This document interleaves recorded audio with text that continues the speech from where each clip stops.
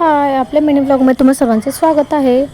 आज मी आई पप्पांना घेऊन जाणार होते माझ्या घरी, म्हणजे फुरसुंगीला. आई पप्पा म्हणलं तुम्ही पण चला माझ्या घरी, म्हणजे त्यांना पण थोडा चेंज मिळेल.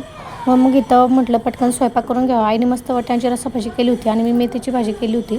त्यानंतर पप्पांची काही औषधं गोळ्या आणायची होती, मग पप्पा गेले होते बाहेर. मग तसंच येताना विरासाठी खाऊ आणला होता. विराला आणि ओवीला हलवा खूप आवडतो, मग पप्पांनी हलवा आणला होता. लगेच विराने बाबांच्या हातातली खाऊची पिशवी घेतली आणि खाऊ खायला बसली होती. मग विराने लगेच तिच्या दीदीला पण खाऊ दिला आणि मग त्यानंतर त्या दोघी मस्त हलवा खात होत्या. मग त्यानंतर म्हटलं चला आता आपण बॅग भरायला घेऊयात. मग मी बॅग भरायला घेतली, कारण म्हटलं परत काय विसरायला नको, कारण का काही ना काही मागं राहतच. म्हणून मग मी बॅग लवकरच भरायला घेतली होती. म्हटलं जसं काय आठवलं तसं आपण बॅगेत टाकता येईल. मग म्हटलं की आपण सगळे कपडे वगैरे नीटनेटके भरून घेऊयात.